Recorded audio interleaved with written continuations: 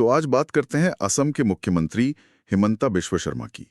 हमारे सामने जो सोर्सेज हैं, जीवनियां, न्यूज रिपोर्ट्स, एकेडमिक विश्लेषण, वो उनकी एक बहुत ही दिलचस्प और उलझी हुई तस्वीर दिखाते हैं। बिल्कुल एक पहेली की तरह है। हाँ, कुछ लोग उन्हें पूर्वोत्तर का चाणक्य कहते हैं, विकास पुरुष मानते हैं। और वहीं दूसरे स्रोत उन्हें घोटालों से ग्रस्त और बेहद विवादास्पद बताते हैं। तो आज का मकसद यही है। जी, डॉक्टर शर्मा के सफर के इन्हीं दो चेहरों को समझना है। एक चाइल्ड वंडर से लेकर पूर्वोत्तर के सबसे बड़े राजनीतिक रणनीतिकार बनने तक का सफर। और साथ ही वो विवाद जो हमेशा उनके साथ चलते रहे। चलिए इसी को समझने की कोशिश करते हैं। तो शुरुआत उनके शुरुआती दिनों से करते हैं। असम आंदोलन के समय उन्हें अपनी जबरदस्त भाषण कला के लिए चाइल्ड वंडर का नाम दिया गया था। और वो कॉटन कॉलेज वाला किस्सा भी है। हाँ, लगातार 3 बार महासचिव चुने गए, जो अपने आप में एक रिकॉर्ड है। और देखिए, यहाँ जो बात गौर करने वाली है वो ये है कि उनकी ये जो क्षमता थी लोगों को अपनी बातों से सहमत कराने की, वही आगे चलकर उनकी राजनीतिक रणनीति का एक अहम हिस्सा बनी। सही।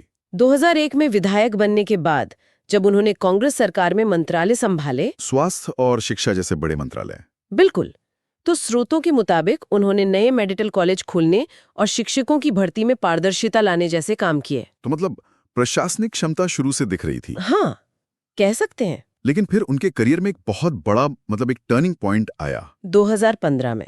हाँ, 2015 में जब तत्कालीन मुख्यमंत्री तरुण गोगोई से मतभेदों के चलते उन्होंने कांग्रेस छोड़ दी।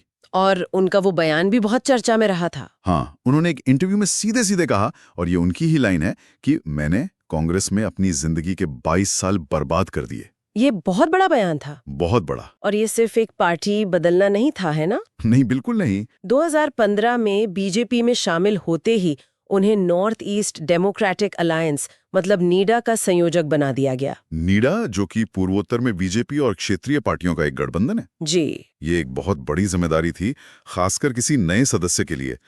आते ही इतनी बड़ी जिम्मेदारी क्यों? ये एक अच्छा सवाल है।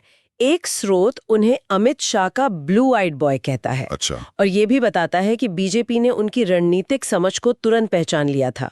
उन्होंने अरुणाचल प्रदेश और मणिपुर में बीजेपी की सरकारें बनवाने में एक अहम भूमिका निभाई। और त्रिपुरा वाला दाव तो एक गेम चेंजर ही माना जाता है। बिल्कुल, जहां उन्होंने IPFT स्वदेशी पीपल्स फ्रंट ऑफ त्रिपुरा के साथ गठबंधन करवाया।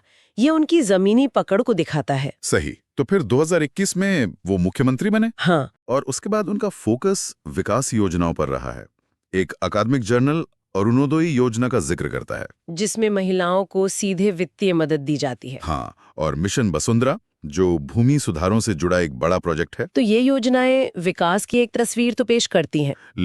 लेकिन स्रोतों में एक और तस्वीर भी मिलती है जो थोड़ी धुंधली है। आप विवादों की बात कर रही हैं? जी, जो उनके करियर के साथ साथ चले। हाँ, और यही विरोधाभास उनकी कहानी को इतना जटिल बनाता है। स्रोतों के मुताबिक उन पर अपने शुरुआती दिनों में टाडा के तहत जबरन वसूली के आरोप लगे थे।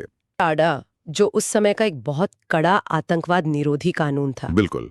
हालांकि वो बरी हो गए क्योंकि केस डायरी कथित तौर पर खो गई थी। और ये सिलसिला यहीं नहीं रुका। नहीं, बाद में उनका नाम लुइस बर्जर और सारदा चिटफंड जैसे बड़े घोटालों में भी सामने आया। और कुछ रिपोर्ट्स ये भी बताती हैं कि CBI ने 2014 में उनसे पूछताछ भी की थी। लेकिन उनके बीजेपी में शामिल होने के बाद मामला जैसे ठंडा पड़ गया। हाँ, उन्हें दोबारा नहीं बुलाया गया। विकास और घोटालों की बात तो ठीक है, लेकिन स्रोतों में एक और पहलू पर बहुत जोर दिया गया है। उनके बयान। बिल्कुल, उनके बोले गए शब्दों ने ही कई बार सबसे ज्यादा सुर्खियां बटोरी हैं। जैसे वो कोविड महामारी के दौरान मास्क वाला बयान। हाँ, कि असम में मास्क की कोई जरूरत नहीं है, या फिर राहुल गांधी और कमलनाथ पर उनकी कुछ निजी टिप्पणियां। और सिर्फ इतना ही नहीं, उनका ये सुझाव भी काफी विवादों में रहा कि संविधान से सेक्युलरिज्म और सोशलिज्म जैसे शब्दों को हटा देना चाहिए। हाँ, ये बयान उनकी राजनीतिक विचारधारा की एक साफ झलक देते हैं। सही बात है। तो कुल मिलाकर हमारे स्रोत डॉक्टर शर्मा की एक दोहरी छवि पेश करते हैं। एक तरफ वो एक डायनामिक, विकास पर जोर देने वाले और चुनावी रणनीति में माहिर नेता हैं। और दूसरी तरफ एक ऐसे राजनेता जिन पर गंभीर आरोप हैं और जो अपने बयानों से अक्सर विवाद खड़े करते हैं। और यहीं पर एक सोचने वाला सवाल उठता है। क्या? कि स्रोत एक ऐसे नेता की कहानी बताते हैं जिसने गंभीर आरोपों का सामना करते हुए भी बड़े पैमाने पर विकास परियोजनाओं को लागू किया और पूरे क्षेत्र की राजनीति को बदल दिया। ये सोचने पर मजबूर करता है। हाँ, कि कोई राजनीतिक हस्ती एक ही समय में एक दूरदर्शी प्रशासक और एक गहरे विवादित व्यक्ति की इतनी विपरीत सार्वजनिक धारणाओं को कैसे बनाए रख सकती है। तो दोस्तों, ऐसे ही बेहतरीन वीडियोस के लिए हमारा चैनल को सब्सक्राइब करें, जलाल एक्सप्लोर। हमारा चैनल में ऐसे ही हिस्टोरिकल चीज और फेमस लोगों का हिस्ट्री को एक्सप्लोर करेंगे, तो जलाल एक्सप्लोरर चैनल को सब्सक्राइब करिए और भी वीडियोस के लिए।